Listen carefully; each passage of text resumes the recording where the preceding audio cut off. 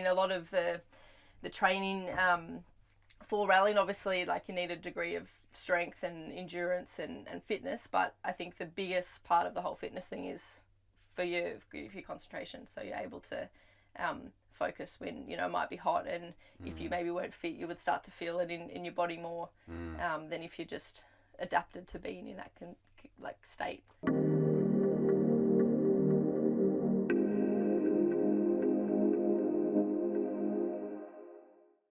Well, thanks for coming on the podcast. Thanks for having me. It's nice to have you here. Yeah.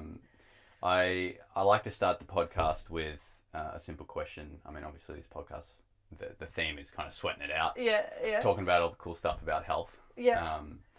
And so my first question I like to ask everyone is, what's the sweatiest situation you've ever found yourself in? Well, in our rally cars, they get pretty sweaty. Yeah. So we have to wear sort of Nomex, which is this fire retardant underwear, so pants, socks, tops, balaclavas, and then we wear a triple layer race suit and gloves and helmet, and there's no air conditioning or much airflow in the car. We have little vents to pressurize the cabin to stop some dust coming in, but apart from that, there's no other form of air conditioning. So it can get up to 50, 60 degrees inside the car, and we had one rally in 2016 where we actually had some overheating problems with the engine. Yeah. And so we were trying everything to try and keep the engine temperature that we could at least still continue. So we were trying everything, and one of those things was if you turn the heaters on full, effectively you get another little radiator to help with the cooling. So we had a 50-kilometre stage, mid 30 degrees ambient temperature outside. It was in Coffs Harbour in November. Oh my God. And the heaters blowing out, you know, so hot you could hardly touch it for 50 k's. And I felt that was the worst I've ever felt when I got to the end of a stage. And I'm assuming you don't have any water in the car. We carry Camelbacks in the car, okay. But nothing you can drink while you're driving through the stage. Just like when you get to the end of the stage, you can drink. It's like in the back. Yeah. So we had the stage is about 30 minutes long. Yeah. Trying to concentrate at that temp was pretty intense. How hot do you reckon it was in the cabin? I reckon it was nudging around 60. Wow. I reckon. For how long? 30 minutes. Yeah. Okay. That's legit. Yeah, when you're sort of trying to concentrate and you're also wearing that many layers, and you've got, you know, just that much of your face is the only thing that's exposed to any, you know, normal air. So, Were you like sweating in your eyes? Yeah, it starts to run down, and a couple of times I was having to wipe my eyes because the sweat was running down in front of your eyes. Once I was at a track day, and this guy he'd like hotted up it was a RAV4. Like, there's no getting around. It was a RAV4. He was overtaking everyone, like V8s. That's awesome. We love to see, dark horses like that. Totally, yeah. I mean, I think people were crying as he went past. And I didn't actually go in the car, but my friend did. And he said he did the same thing. He had the heater on because it was maximising something in the engine.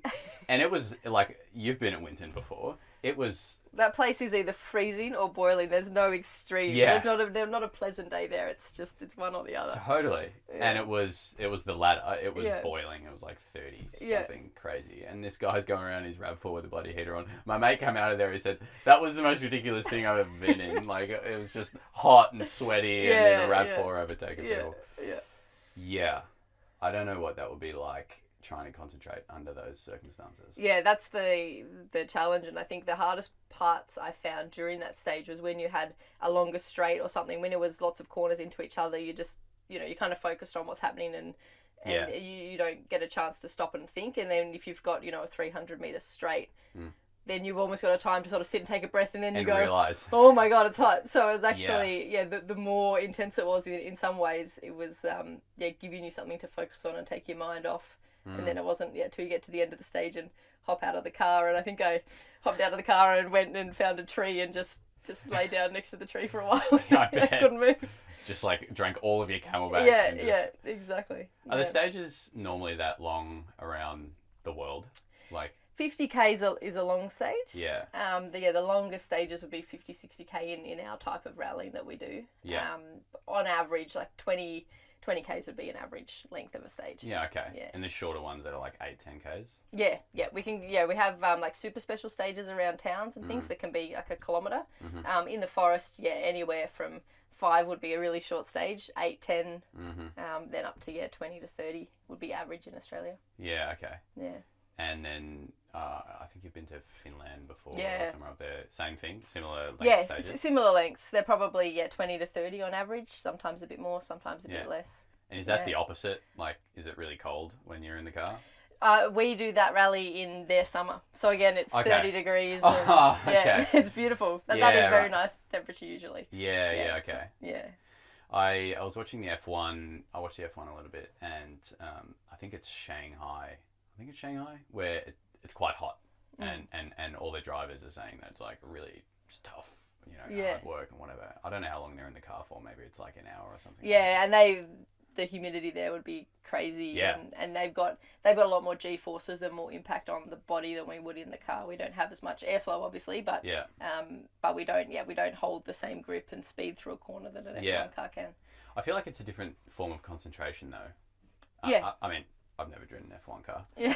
Or a rally car. Me neither. Yeah, but I've had a bit of go on some decent sims, and I feel like it's different. Yeah, I feel like the state of flow in a rally car, you could probably tell me more about that. I feel like it's different to being in F1. Yeah. I mean, you're ultimately always trying to drive on the edge of whatever grip you have, but when you're going around a circuit that's set and, you sort of doing everything in really micro adjustments, you generally know your braking point for each corner, the speed, and it's just trying to repeat that process exactly. Yeah. In a rally car, you've just got so many variables. So you've obviously got the pace notes from the co-driver trying to describe the speed of the corners, but you haven't necessarily ever done them before, so you don't know for sure that that's the right braking marker. So you're trying to judge all that, and obviously the grip can change. How rough the road is, if it's just been raining or if it's drying out, or if the car in front's pulled a rock out in the middle of the road, you have to adjust to that. So you're just constantly on the fly and just trying to be as precise and on the edge of the grip that you can, but that level's always changing, so no corner's ever the same. Yeah, exactly. That's what fascinates me about rally driving, because it just seems that it's always different. You're always on the edge. Yeah. You don't know if a car's come in front of you and there's a big rock on the road or something like that. It's good fun. yeah, exactly. Yeah, I mean, do you find getting in a state of flow when you are through a stage where you're really feeling it and the pace notes are rolling in and yeah, totally. That's always the goal.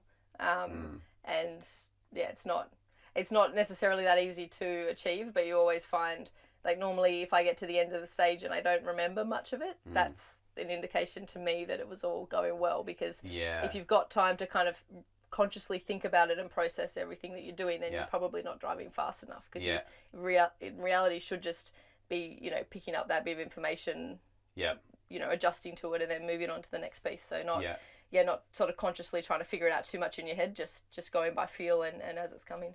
It's like those steps of learning where you're like consciously incompetent, and then unconsciously incompetent, consciously incompetent, and then you're consciously competent, and then unconsciously competent. Yeah. I feel like you want to get to a stage where you're unconsciously competent. It's just happening. Yeah. Exactly. Yeah, totally. So how do you prep then when you're going to do a 30K stage and it's 35 degrees? Like, how do you prepare yourself for that? Well, that was one of the reasons, apart from all the health benefits, but another major reason why I wanted a sauna. Yeah. Just to be, be in those temperatures all the time, so it didn't feel like something that was completely foreign that you weren't used to adjusting to. Yeah. Then obviously, like, hydration is really important, especially for concentration. Yeah. So just making sure that I always just have water in my Camelback, but then I'll take another bottle with some electrolytes. Yeah. As well. So making sure you're hydrated beforehand, and obviously we go from one stage straight into another stage, so you've got to keep that going the whole way. And then let adrenaline take care of the rest, I guess. You don't really think about it, just drink some just water. Go for it. Adrenaline does it. Yeah. Oh, you bet. Oh, that's yours. Go drink my water. All good. And then when it comes to cognitive performance, it's just, again, hydration, practice. Yeah, doing whatever you can, so that, I mean, a lot of the training for rallying, obviously, like, you need a degree of strength and endurance and fitness, but I think the biggest part of the whole fitness thing is for your concentration, so you're able to focus when, you know, it might be hot, and if you maybe weren't fit, you would start to feel it in your body more than if you just adapted to being in that state more often. Then it's just, you can still concentrate and think about everything else that's going on. Yeah. There's that guy called David Goggins. I don't know if you've heard of him. He released a book recently. He's like an ex-Navy SEAL, and you know how they have that like onboarding camp called Hell Week or whatever. Yeah. He went through that and he enjoyed it so much that he like dropped out so he could do it again. It's a freak. And he takes some people. Yeah. And he does all these. He ran something like an ultra marathon every weekend, like 7 weeks in a row. Like, I just watched a documentary last night on Netflix, the Iron Cowboy documentary about the guy who did 50 Ironman in 50 days. Oh my gosh. I've done one half Ironman and I wasn't rushing out to do another one. Yeah. Yeah, let alone 54 ones in 50 days, which is... What would his body be like after that? It was in a pretty bad state. But he was having to get IV saline every day by the end, and like you could just see his body through the process. Oh my gosh. You could see every single vein, and just he looked in a bad way. He recovered completely fine, and it was all good, but it didn't look pretty. I think by even like the second or third Ironman, he had like massive blisters on his feet and was cycling with his feet sitting on top of his shoes because he couldn't put his feet in his shoes already. It just makes me feel ill thinking about it. Yeah, completely. I think people understand that that's not healthy, right? Do people get that? Or do you think some people look at that and go, wow? Oh, yeah, I think so. I think people are interested to see like what is actually physically possible if you set your mind up. But he'd already done sort of, I think, 30 Ironmen in a year, and he'd done all these feats before, so he was like very well trained and had the support crew, and I don't think many people would want to rush out and do that. Nah. How'd you go with your half Ironman? It was not the most enjoyable experience. Did you train a lot? Like as much as, I mean, obviously like with travel, when you're training for stuff like that, it's the hardest thing because a lot of it's just lots of time. Yeah. As much as I could, we actually only did half of the swim. We got halfway through the swim, and then there was a shark sighting, and we all got evacuated out of the water. No way. Yeah. So that was an exciting start, and then we started from the beach and went into the transition for the bike, and then did the bike and run. But it was like 30-something degree day, and it was a good challenge and target for your training to work towards, and awesome atmosphere, and we're with a bunch of our training club that all train for the same event. But cool. But I think you need to have time to focus on that to make it be more pleasurable, I think. Yeah, definitely. I'm training for a marathon at the moment. I've ran 2 half marathons. Yeah. And I remember after I did the first, like, I've never been a runner. Yeah. And I just decided, this is one thing I want to do. I like running, but I've never been a good runner. And I remember after I did the first half marathon, I remember that night I walked into my bedroom and I thought, Alex, you want to go double that distance? Know. Yeah. Are you sure, mate? That's a long way. You know? Yeah. And in the ramp up, I'm actually a bit injured now, which sucks. But in the ramp up to the marathon, it was like, you got to put in the time. Yeah. And I imagine it'd be the same with Ironman. Yeah, exactly. Yeah, you've just got to put the time in and all the different disciplines. And, so it's something when you're with a group of people and it's a good adventure. But when you're trying to juggle traveling and obviously racing, which is the priority, you don't want to sort of sacrifice anything for your racing so you can do your Ironman training. So I would rather do it when I had a bit more time to try and enjoy it a bit more. Yeah, this David Goggins fellow, he posted a video where he was training for the Moab 240, which is like a 240-mile run through the desert. And he's training, it was like 35 degrees, and he's got like 2 hoodies on and like this massive rucksack that's just full of sand or something. Yeah.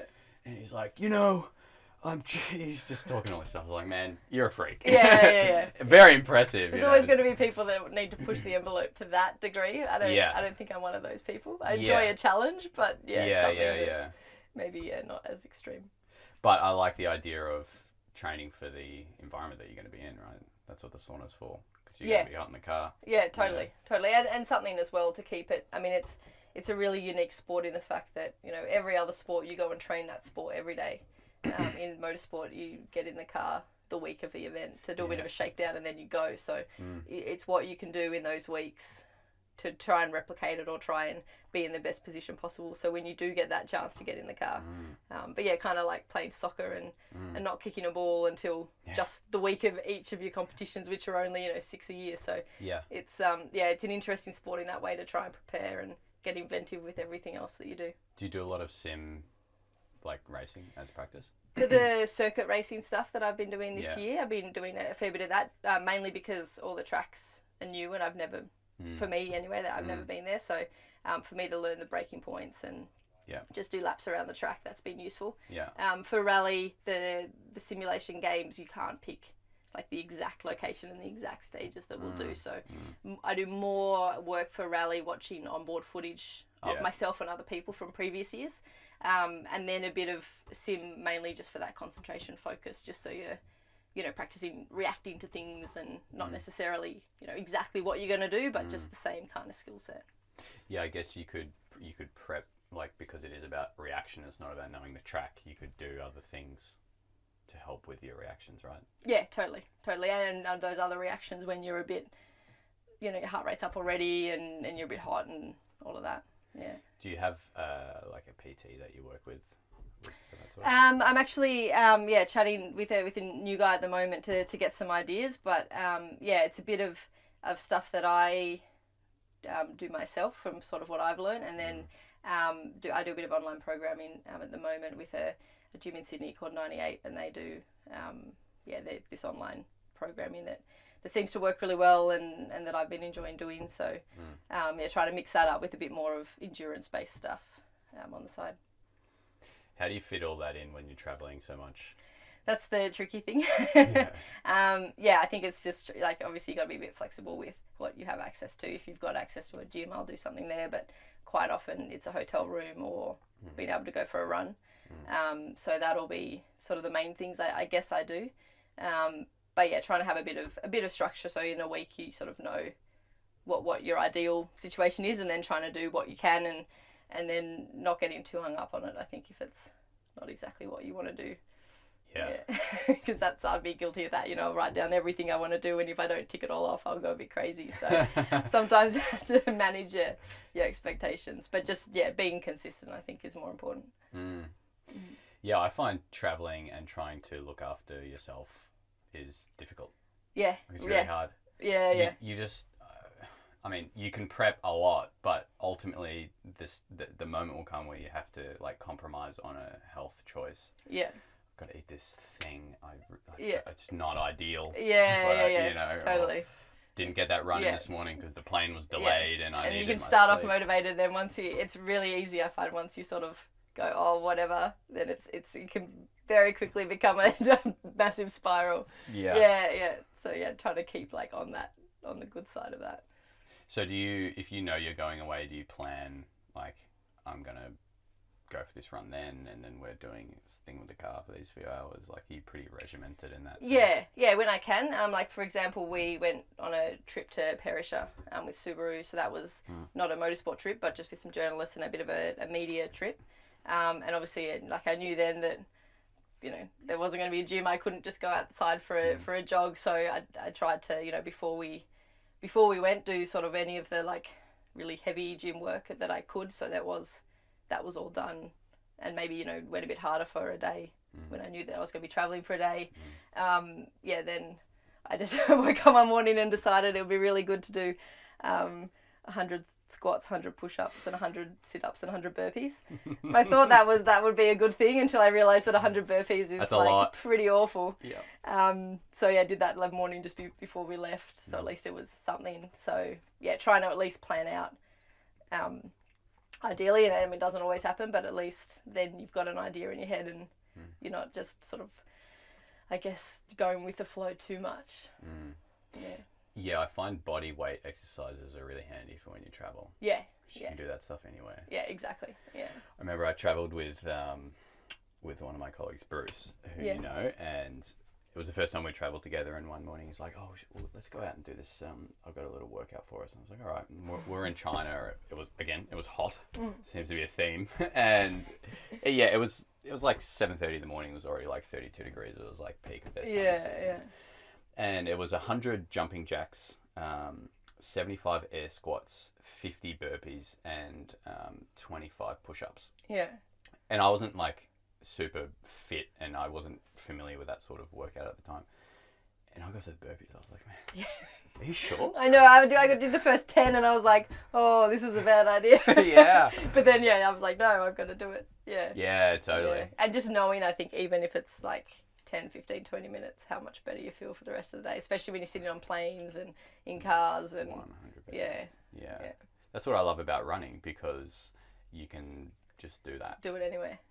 Bring some shoes and some shorts. Yeah. And a shirt. It's a great way to see the area as well. Yeah. When I've been travelling, and I remember once I was in Paris and I had half a day and ended up running like 15 Ks through and sort of saw it, never didn't like go into any of the major sites, but like ran past the Louvre. I was like, yep, it's cool, it's the Eiffel Tower. And it was great. Yeah, spot on. Yeah, I was in Germany last year. Same thing. We're in this tiny town and I was just running around. First couple of days it was really early in the morning, so it was just dark. I was like, if I get lost here, that could be a problem. That's the only problem. Yeah, but then on the last day, it was still cold and wet, but it was it was bright enough to see, and it was just this beautiful countryside run. Yeah. This lady was on this horse, just slowly coming past me, and she said hello and a couple other things in German. I was like, yeah. It was beautiful. Yeah. And you get to see. Best way to see it. Yeah, you get to see places you don't normally see. I was in Italy, and same thing happened. I was actually just going for a morning walk, and I didn't know we were so close to the Colosseum. And I'm just like walking around. Yeah. This is quite, I was like, wow. That's the Colosseum right there. Okay, cool, Yeah. So I like running for that sense, and bodyweight exercises. 100 burpees though. That's tough. Yeah. I probably not in a rush to do it again, but once it happened. Yeah. Yeah, once Bruce and I we just did burpees for 7 minutes. That's like, brutal. I think we got to like 120 or something. It's the one exercise that you can like do 5 and get a sweat on. Yeah, totally. Yeah. Quickest way to get stuff. So what does it look like in the lead up to a rally then? Like, what's your process? Yeah, so it starts probably a couple of weeks out, depending on how much time I've got. But we'll be going through and trying to, as soon as they release the schedule of what the stages they're going to use, they'll normally do a comparison of what is common from previous years. So then that's the opportunity to look back and go through old notes and see what's common and what we can use and what. And so sometimes there's a bit of reshuffling of some of our notes, so we'll go through and work out which bits we can use, which bits we have to write new, and sort all that out. And then I'll spend a heap of time watching the footage from previous years and go through the notes and make any tweaks that I think I can change. Obviously the team's flat out at the workshop preparing the car and re-prepping that. It gets pretty much stripped down after every single rally, so that's a... Like how much gets stripped down? Oh, like they'll depending on, I mean, the engine, everything's run to a life, but after a couple of rallies, it'll get to like pulling the engine apart. But at least, the engine, everything will be pulled out, the gearbox will be pulled out, inspected, all the components and like suspension reserviced, and, depending on how many Ks we've done with brakes and pads. And so yeah, it's a pretty big exercise that's undertaken there. So if I can get down to the workshop, I try and do that, although to be honest, for the past 2 events, because we've been so busy with all the circuit racing stuff as well, I haven't had the chance to do that, but it's certainly the beginning of the year, spend a bit of time down there. And then we get to the rally normally a few days out, and we do normally a half a day test, so that's our opportunity to get in the car, and each event is kind of, well, they have it like specific characteristics of that surface, or if there's stuff that we're developing on the car we want to try. So we might try different springs, different suspension settings. So we sort of work out what setup we want to start the event with. And then we do the reconnaissance the next day, which is where we go and either check the pace notes if they've been from previous years, or write the new ones for the new sections. And then we do some sort of media events and sometimes a ceremonial start in town, and then That's into cool. The action. Yeah.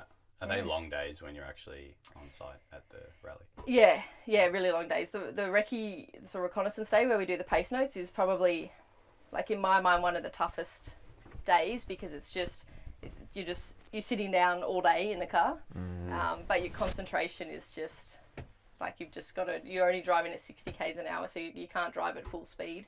But at 60 k's, you've got to try and envisage what it's going to be like at 150, and you're like, is this crest flat at 150, or do I need to brake before or after, because there's a junction afterwards. So those days I find you get to the end and got the biggest brain fog ever, because you're just trying to sort of make all those decisions. So that's a long day, and then the rally we can start at, it might be, normally we're up depending on the schedule, but somewhere between 5 and 6 would be normal, and then out the door, and then rally pretty much all day, and then get back late that night and do 2 days of that. Yeah, okay. Yeah.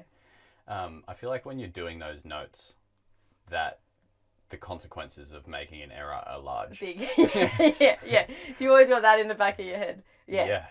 I mean, obviously the pressure on the co-driver to be able to write them correctly so that they get their timing and they say it at the right time is important. But then also, if I say it's a flat crest and my co-driver Malcolm writes it as a flat crest and he calls it a flat crest and I go flat, but I stuffed it up, then you're still in trouble. So that's one of the things that why you see sort of rally drivers peak at a bit of a later age as well, because it's just so much experience, and there's so much you can learn by watching, but there's just so much you have to learn by doing and judging and from other rallies and experience. So that's definitely an element of that, and you can find some drivers learn fast but have a lot of crashes because they sort of go too far and rein it back, or other drivers take a bit longer to sort of build up to that speed. So that's the pace notes is where you get that extra 5% on where the real speed is.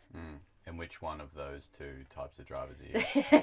Well, I mean, every driver has definitely had accidents, so I'm no different to that. And I mean, that's, I think if you were a driver that hadn't rolled cars, then you're not driving to the limit, because you can't be that close and never go over. But for me, certainly I was one of the ones that would probably built up rather than started too hard and went back. So and I think, don't know why, that's I guess just how I've been. I think I'm quite analytical and have to think about things and work things out in my head a lot, so that kind of lends itself to that side of the spectrum. But you were quite successful quite early on though. Like, it wasn't like it took you a long time to start winning. Yeah, I guess so. But I think, it's looking from the outside is different than being inside. And, in my mind, even when, you were successful at the junior levels, like in my mind, it was still so much that wasn't right. So I've never, and certainly when I first started, and my first time I ever drove a car, like I don't think I was particularly naturally gifted. I just really loved it. And I think, it's one of those sports that, like, if you work at it, because it's a learnt skill, you can learn to do stuff. I saw the video of you, I think it was Ballarat, I can't remember. Basically, you drove into this giant white looking thing. Was that the hay bale? No, that was in Coffs Harbour, so that was end of last year. Okay. Yeah. So, tell me more about what happened, because it just looks horrible. Yeah, I think that registered 12 Gs. Whoa. On this gas, so it was fairly significant. We were doing maybe somewhere around 120 or 130, I think, when it hit. But that was just an error.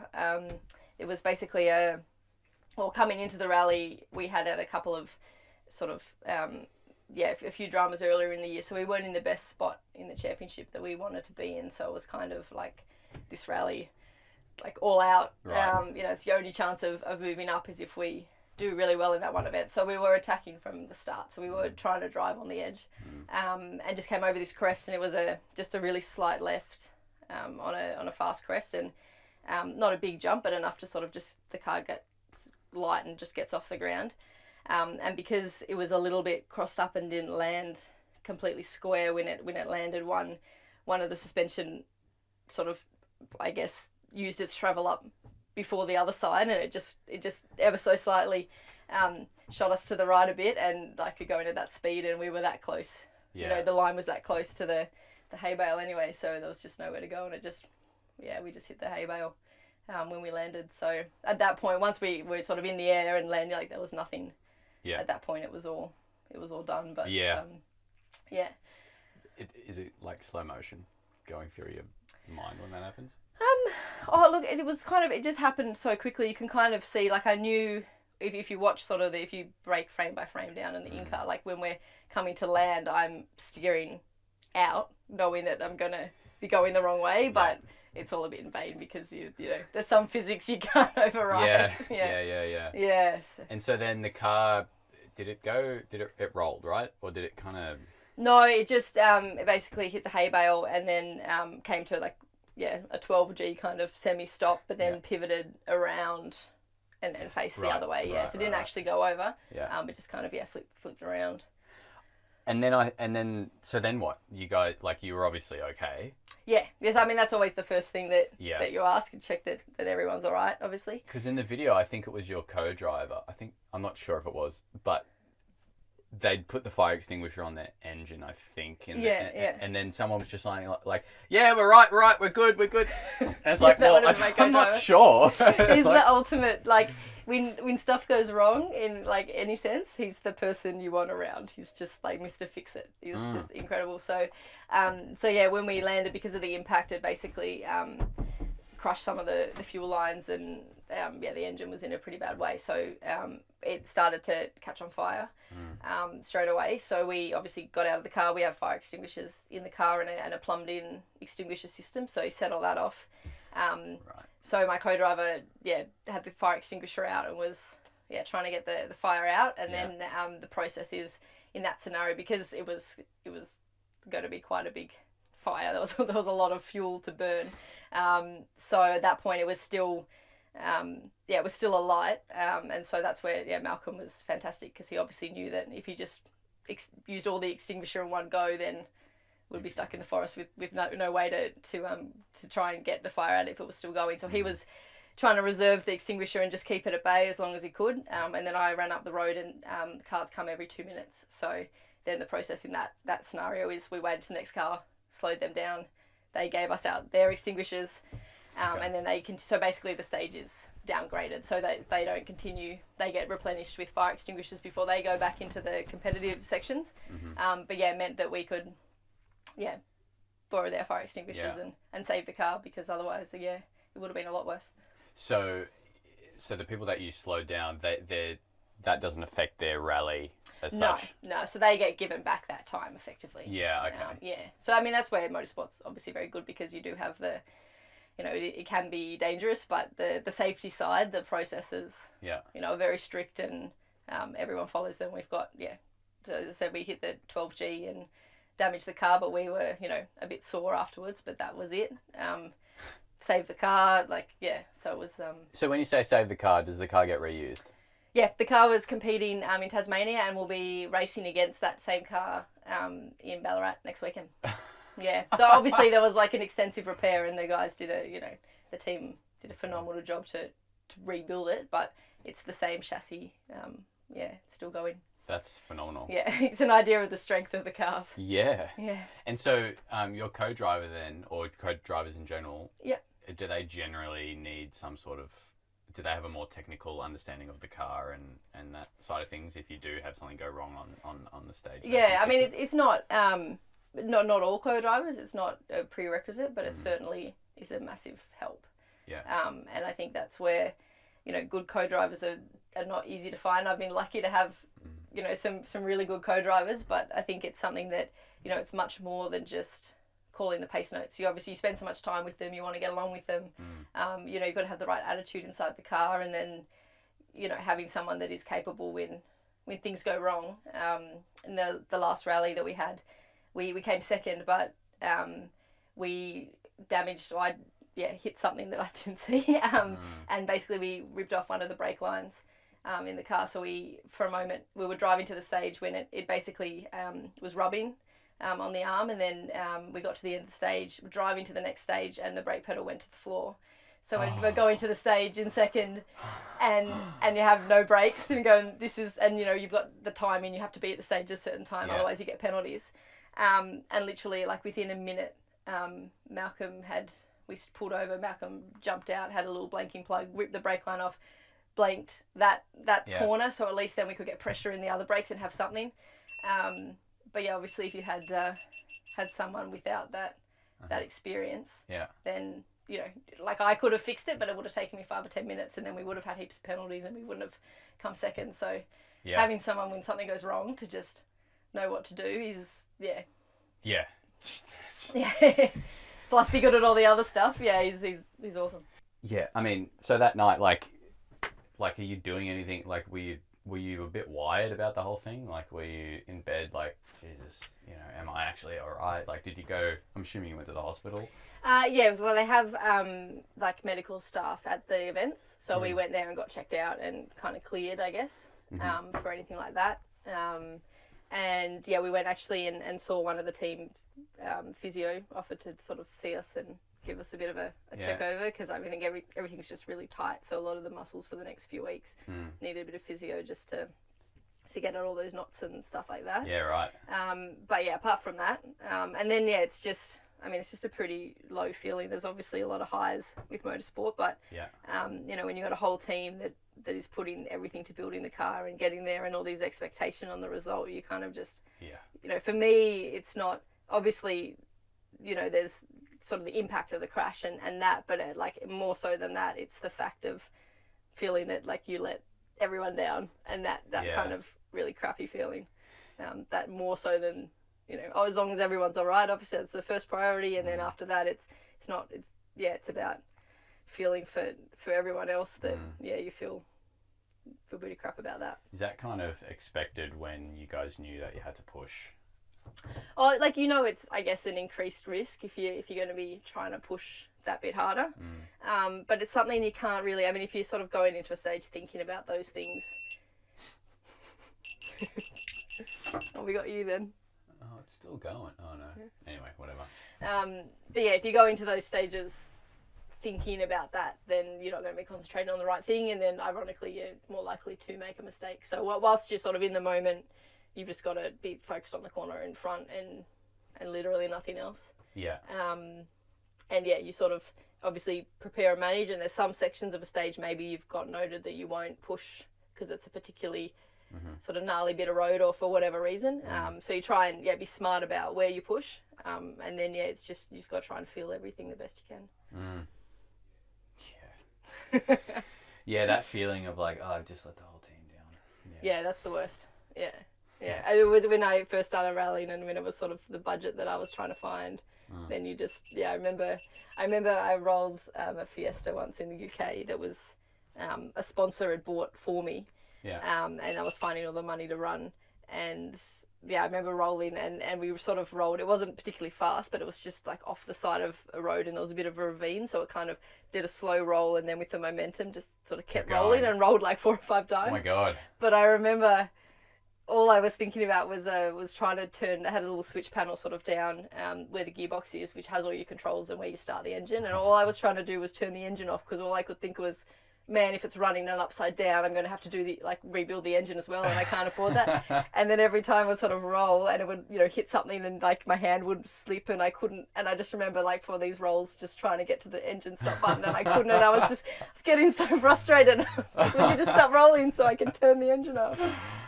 So yeah, they're the immediate thoughts that like go through your head at that point. It's like, oh man, this is going to be expensive, and It's funny how the brain works. Yeah. It's not like, oh, I'm like rolling down a hill now. Like, turn the engine off. Yeah. So yeah, okay. Have you? So there was that roll. There was that other one in Coffs. Have there been any crashes like that you've been injured with or anything like that? Or you're Touch wood, not injured, like not more than just being a bit sore. But yeah, the cars are strong. I've had a reasonable amount. I mean, not an excessive amount of crashes, I don't think. And touch wood. I mean, the crash we had last year was the first one I'd had in like 6 years. So but yeah, certainly more when you're learning. And yeah, you sort of got to make the mistakes to learn from them. Yeah. But yeah, some spectacular ones, but thankfully nothing where we were hurt, just the car. I think that also comes back to like your fitness level as well, because I know even just through like looking at your Instagram, like you do a lot of outdoorsy kind of stuff. Yeah. And you're fit, so I feel like that helps in those instances where it is down to the body surviving.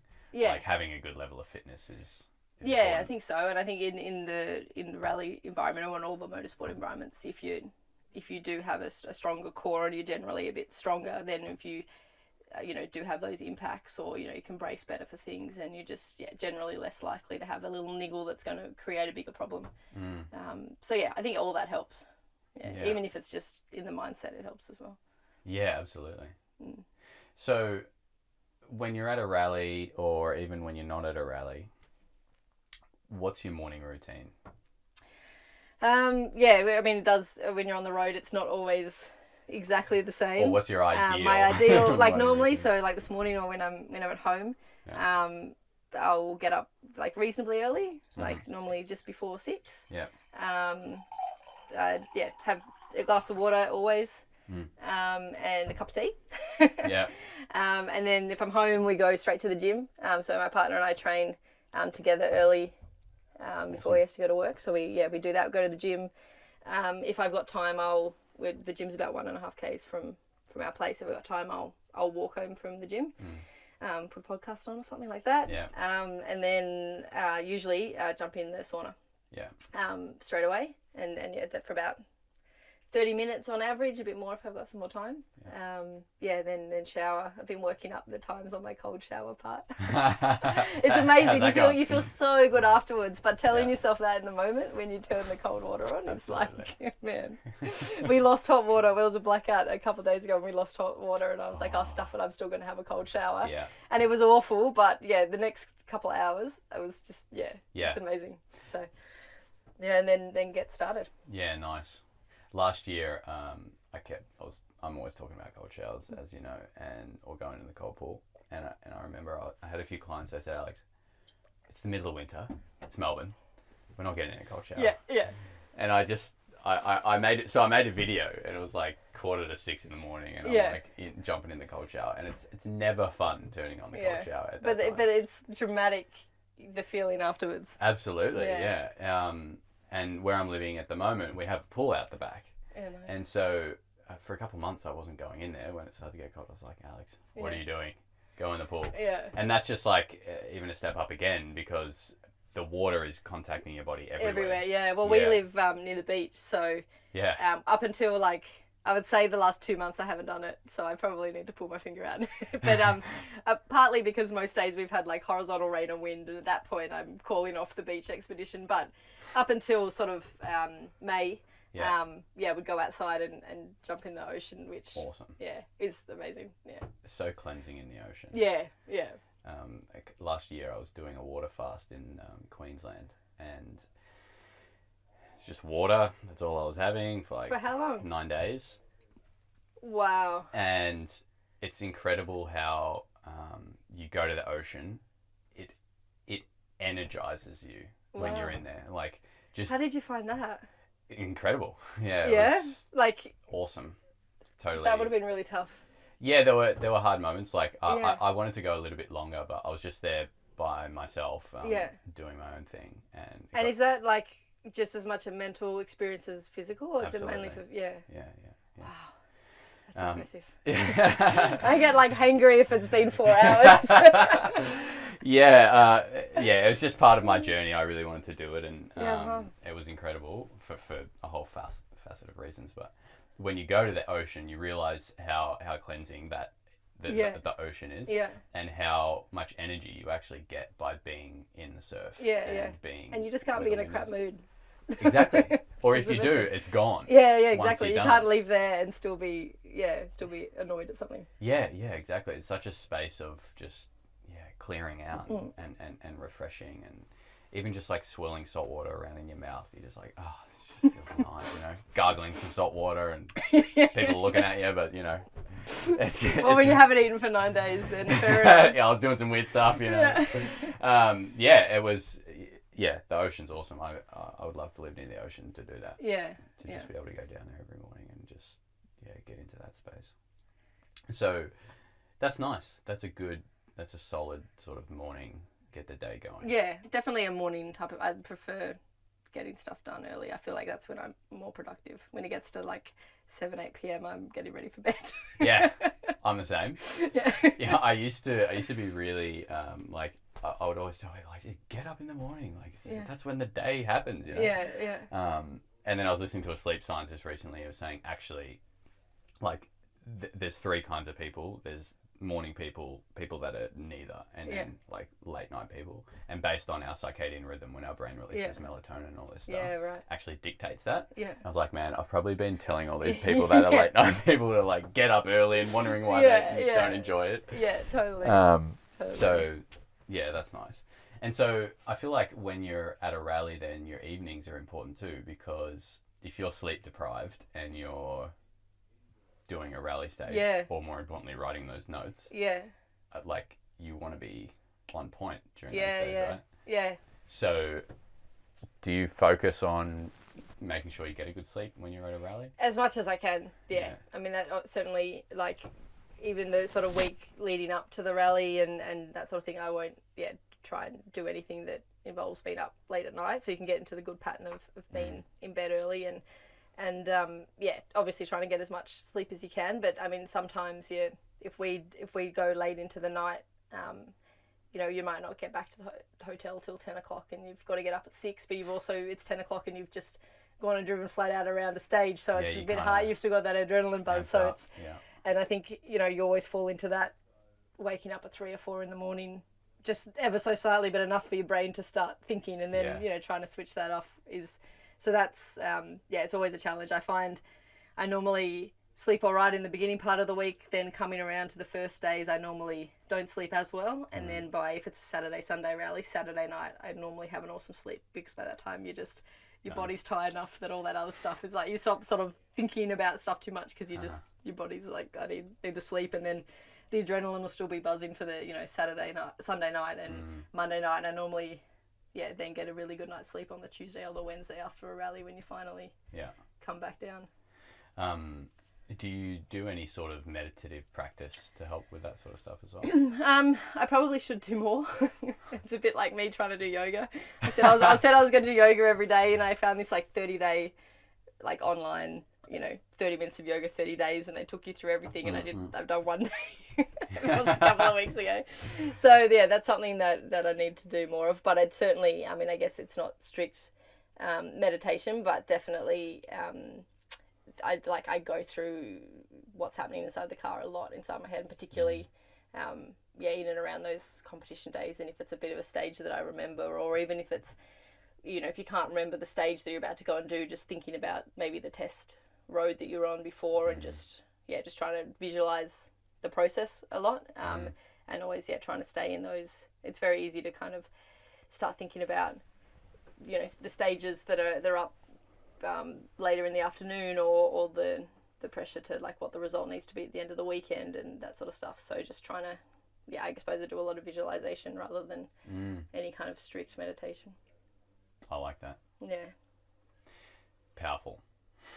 Yeah, well, and it's also, it's, you can't get in the car, so it's trying to do whatever you can. It makes me think of those guys who do the Red Bull air race. Yeah. You always see them before it, and they're like... Oh, it's amazing. They've done some... there was one time we did a test stage, and then I spent like a day trying to... Like, I timed the test stage, and then I tried to close my eyes and drive the test stage in my head and time it and see how close I could get to the time, and I managed to get it pretty close, but it took a while. How close did you get? I think it was like around a second or two. It was only like a 3 or 4K stage, but it took a while. So that I think to do that around a circuit, for circuit racing, you could probably do it a bit easier, but rallies, it's always a bit too variable, and if you slide a bit wide on one corner or whatever, but certainly doing it as realistic as you can, I think. I remember when Nico Rosberg won the Formula One World Championship, I saw this thing on all of the stuff that he was doing to just make him as optimal as possible. Like I don't know if he had a sleep scientist working with him, but he was doing all this stuff around sleep. He was doing cryotherapy. Yeah. He was probably doing sauna. They were doing all this stuff. And I found it interesting how that then correlated with that was the year that he won the World Championship. Do you find people like gods like Sebastian Loeb and these kind of dudes, are they doing stuff just next level to the people below them? Yeah, I think it's just, it's the consistency in all those little things. And I think from from my experience, I mean, certainly there's always in sport going to be like an element of good or bad luck, but there's a lot that you can control. And I think it's like all the effort you put into the little things, so that when something doesn't go quite right, you're able to fix it before it becomes an issue. Like the example with losing the brakes and Malcolm, my co-driver, being able to fix that. So what could have cost us second place cost us 5 seconds in penalties. And just all those little things. And then, you know, if you're fit and, you know, you've got a longer stage and you know, if you were tired and not as fit, you would lose concentration, and it might not be, you know, a massive mistake that you might make, but it might be enough to get a puncture, and that puncture could have a flow-on effect and then become a bigger issue. So, yeah, I think in my experience, it's all like focusing on the 1%ers so that you can control everything and stop it becoming a bigger problem. Because once, you know, if you do it the other way and sort of think, oh, we'll just wing it and we'll be right, then something happens. It's not necessarily a big issue, but that creates something else, and then, you know, there's a big issue that in itself you might say, oh, we couldn't have prevented that, but yeah, it's not always the case. Yeah. I find that's just the same with like looking after yourself too. Yeah, totally, yeah. You know, like I was saying earlier, I changed my running style, and now I've got an issue with my Achilles, and I'm leading up to the Melbourne Marathon. I'm not going to run it now because of that injury. I was like, if I was probably 3 years younger, I reckon I'd just push through that. Yeah. And then it would become something more. Yeah. And then you would live with it. Exactly. Yeah. And then it would just become a bigger issue down the track. Yeah. You know? That's why I've always like never gone through with training for a marathon, because I just figure it's like managing injury would be the hardest thing with the whole process. Yeah. Trying to train to be fit enough and not injured seems like is the problem everyone has. Yeah, that's certainly what I've experienced. I mean, I think if you get your form right, and you just got to be committed. Yeah. Like to putting the hours in the running, but then outside of that. My sister ran a marathon a couple of years ago, but she's just like, if I'm going to train for a marathon, I want it to be epic. So she entered a marathon in Iceland. She flew to Iceland to do this marathon. No way. Yeah, it looked amazing. But yeah, she was like, I'm not going to train for the marathon and then, you know, just go and do the local one. Yeah. I'm going to fly to the other side of the world. That's cool. Yeah. Did she enjoy it? Loved it. Yeah. I mean, again, probably she didn't enjoy the last 10Ks, but enjoyed the hot springs afterwards. Yeah, I bet. The onsens or something like that. Yeah, exactly. Last thing I just wanted to touch on, besides the fact that we're actually sweating like crazy right now, which is quite nice. Yeah, it's good. I just got worried for a second. I was like, I'm going to turn the heater off because I don't want the recording to... to fail after all. Yeah. I find it's like a tap. You're all right, and then it gets to a point and the tap goes on, and then... Yeah, totally. It's nice. Yeah. I didn't have a sauna this morning, actually, because I was like... Yeah, me neither. I was like, damn it. Yeah, I was just... That's why I texted you, like, are we still on? Because I really want a sauna, otherwise I'm going to hop in the sauna. Yeah. I went for a walk in the rain instead, which was nice. So, why aren't there more women in motorsport? It's a good question. I think there's a whole heap of reasons. But I think, there's such a obviously number of people that get involved at the grassroots level, and then that kind of filters out as you get towards the top level. And I think, if you look now at motorsport, there's a heap more young girls getting in at a grassroots level. So I think that's going to be one of the biggest reasons for the change. Because I think a lot of it has been, when, not that females have been told they can't do it, but it's just from what, a young girl would perceive just from looking around at society and watching motorsport and what she sees, you don't see a prominent place for women. And that's something that we've been changing with like a number of initiatives here, but also globally. There is more of a spotlight on women and being able to sort of showcase women that are achieving. I think that's making a big difference sort of to the next generation. So I think that's one of the biggest things, maybe one of the reasons why, and one of the biggest things we can change like for the next generation. So yeah, I think it's it's always been a bit of a blokey thing. I mean, there's definitely, I find sometimes like I don't, like maybe, it's sort of an ego or testosterone thing, you have to sort of be prepared to push yourself outside of that comfort zone. So, maybe there's more people that want to do that just to prove who they are. Whereas I think, you know, the real key is like finding people that want to prove that because that's what they love to do in itself rather than all the outside stuff. So maybe that's like a female thing. You know, I find sometimes I've got to push myself a bit more in certain scenarios. But I think, all those factors, but mainly just the opportunity for young girls to get in so that we have more at the bottom to then feed up to the top. Because there's a women's, I think it's like a GT3 class in Europe or something like that. Yeah, this is the first year they did it's called the W Series, and basically it's a female only. They did a big selection process, selected the top girls, and they all got a funded drive in this championship, so they all get experience. It's been a bit controversial because there's one school of thought that is, this is giving females that wouldn't have the budget or the opportunity to compete for a year and kind of develop and prove themselves. And then there's the other school of thought that motorsport's one of the only sports where you can compete men and women equally. So why are you setting that back? After all the work that's been done. But I think the true test will be Jamie Chadwick, who just won the series. What she goes on to do now is sort of, I guess, a like proof of concept. Right. I think that'll be it'll be interesting to see how that goes, to then be able to see like maybe it is beneficial to give these girls more of a leg up, or so I mean, she's done phenomenally well, and her career prospects look really good now, so we'll be watching to see what happens. Are the challenges still the same? Like let's say there was an even spread of males and females in the top classes of racing. The challenges would still be the same if you're a grassroots level racer anyway, right? Like you need the money. Money is the biggest thing. Yeah. So it's you've got to obviously have the talent, but you can't just have talent and nothing else. You need to have the money, or have access to the money, or be clever with how you find sponsors, or have someone that will support you. So there's so many factors that go in to get like the right recipe to be able to actually make it forward.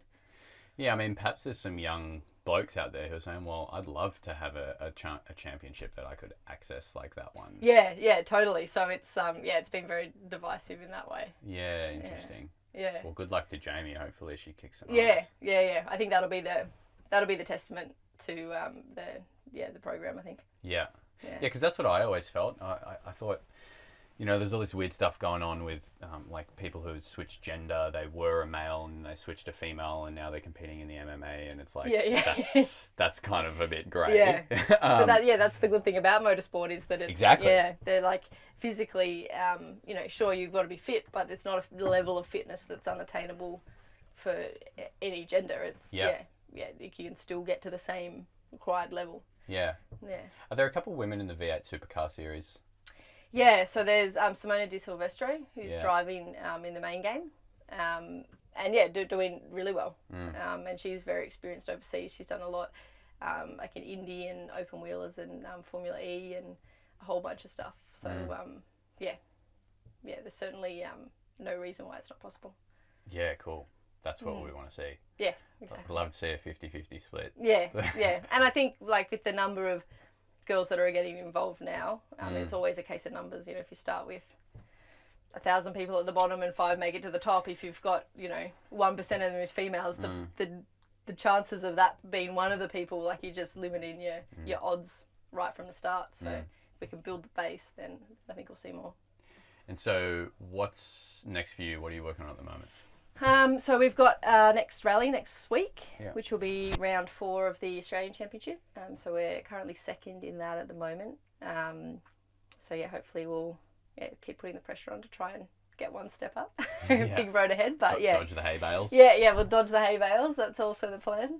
And then straight away the week after is a round of the TCR Championship, which is the circuit series that I'm doing a couple of rounds of this year. So that'll be my last round that I do.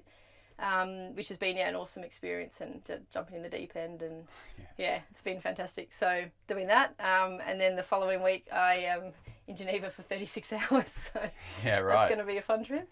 What's happening over there? So I'm the Australian delegate for the FIA, which is the global body for motorsport. they have a WRC World Rally Championship Commission and a regional rally commission, and I'm the delegate from Australia for them. So awesome. Yeah, which is a new thing I've just been given that position this year. So it's it's fantastic to see the other side of the world or the other side of the sport at a global scale, and fascinating. And last question, this is just from my personal knowledge, the step up between the Australian Championship and the WRC. Yeah. Is it crazy? Yeah, again, it's money. So right. Like the cars that we compete at in the Australian level, there's, I guess the level and the speed of those cars is what is the WRC2 level, I guess. So you could go and compete at that level. And then the next step is the full-on WRC cars. But, I mean, for example, to do the WRC2 program, you'd need to find sponsorship of close enough to $1 million to make it happen. So it's not like sort of you win that series and then you get promoted to the next series. You win that series and you get a pat on the back, and then you got to find the budget and the sponsors to continue. So it's it's very much a business and how you make that work. Yeah. My only experience with that is when I've done a track day at Winton.